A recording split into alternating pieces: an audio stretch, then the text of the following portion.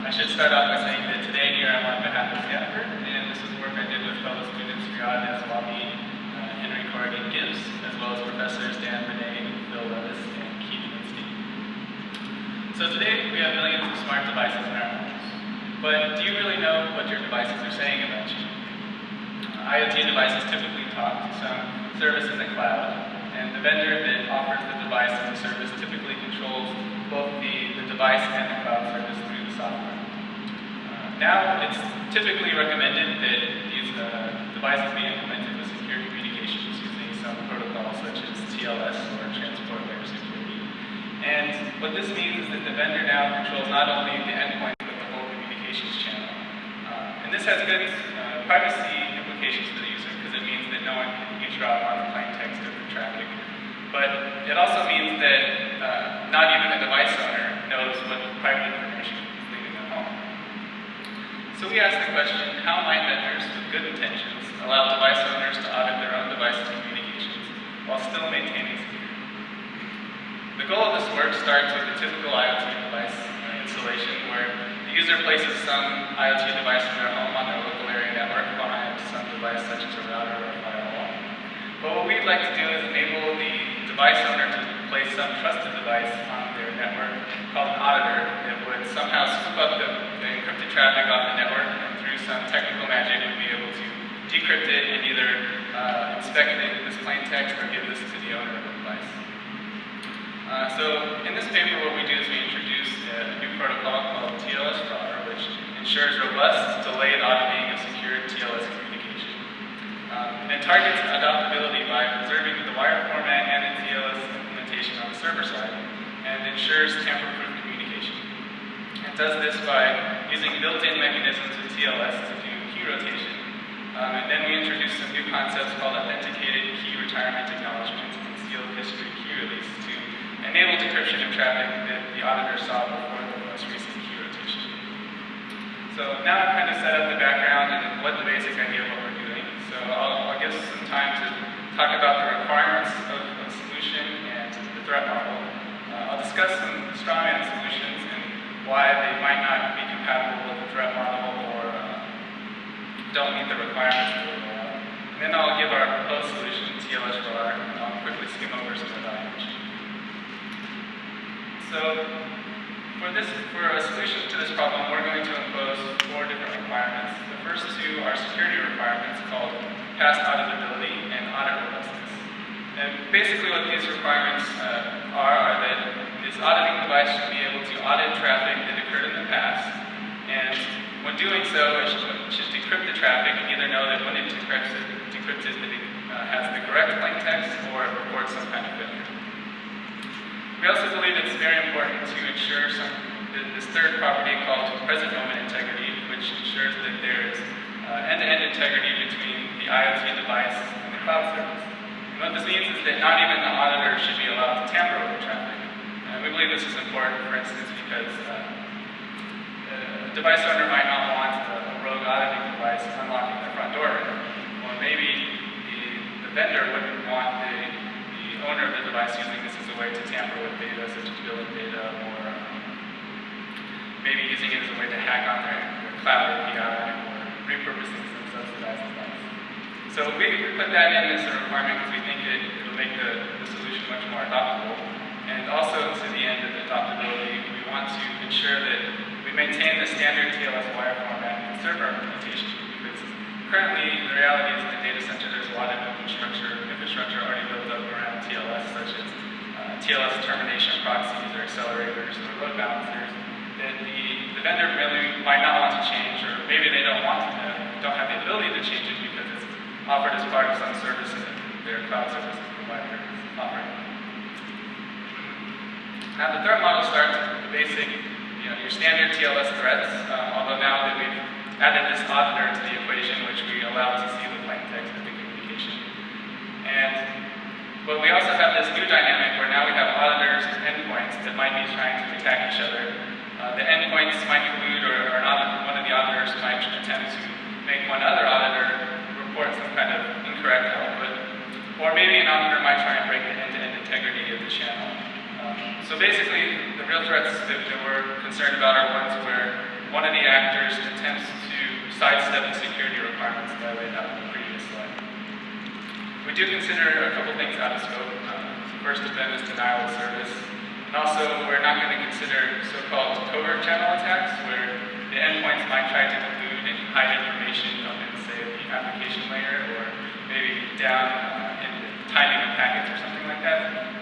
The goal of this work isn't really to, prevent secret information from being leaked. It's really just to allow auditing, where currently, once you mix TLS, it's pretty much impossible to see the plain text or do any auditing. So now I'm going to talk about a couple of strawman solutions. The first one is the man-in-the-middle method for auditing TLS communication. This is a pretty common technique used, at least in corporate settings in schools, to allow devices to see into the TLS protected traffic. And the way that it works is that somewhere in the network, someone places one of these boxes that acts as a transparent proxy. And at the TLS layer, it just basically acts like it's a server and acts as a terminator for the TLS connection. When the device tries to connect to some server out in the cloud. And then the man in the middle then creates a separate connection to the intended server, and it starts forwarding traffic in between. But because it's the terminator of these TLS channels, it gets the plain text, and it's just passing the plain text across. We see this is, like I said before, pretty widely used because it's very, very simple to implement. All you have to do is, if you own a device, you have to install a special certificate in it to get it to trust the middle box when it makes this claim that it's the server. And we see this in typical devices such as computers and phones. But we haven't seen this in IoT devices. And the reason that we believe that vendors don't allow this is probably because it doesn't work well with the threat model, where the vendor would not trust this middle box, because the middle box now has full ability to modify the traffic as it's passing in between the TLS connections. So in this situation, there's no end-to-end integrity, and it's completely broken, and as far as we know, vendors don't allow it.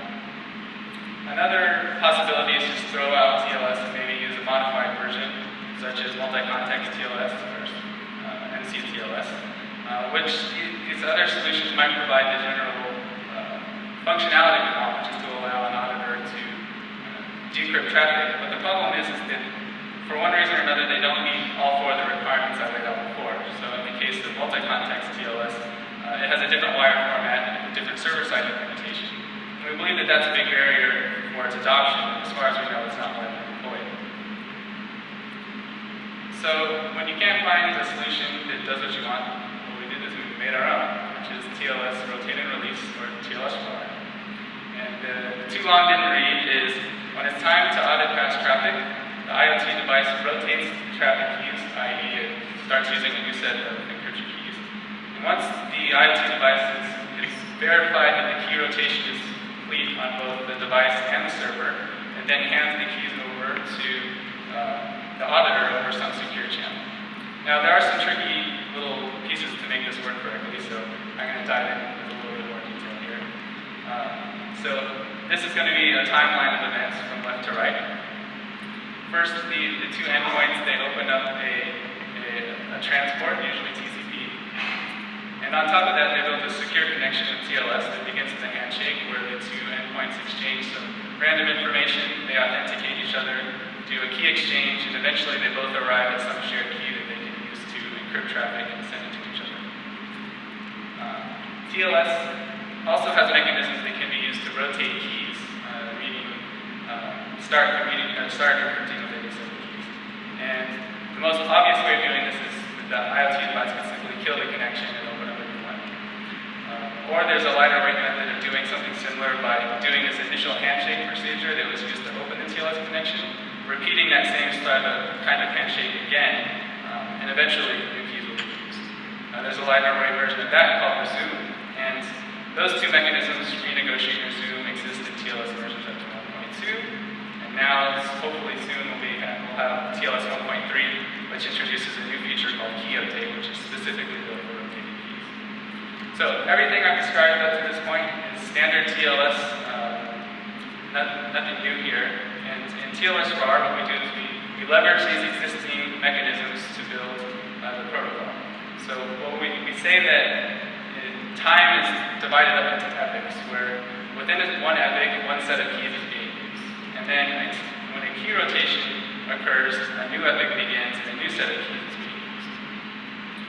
Now, it's very important to achieve the security requirements that I laid out before, that if the IoT device is going to hand these keys to an auditor, it needs to make sure that these keys are no longer being used.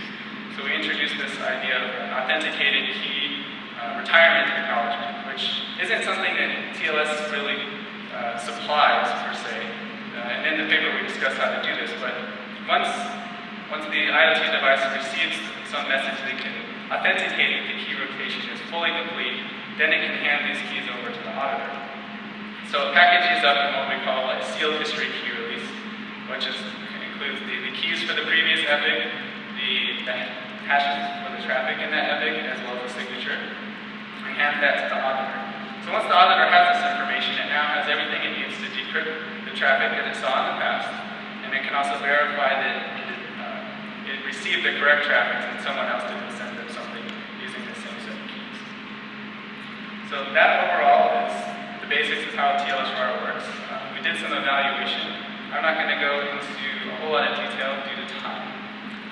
But one thing we did was we implemented our own IoT device using a Raspberry Pi, and just a simple temperature sensor. We created a server software stack and an auditing server software stack.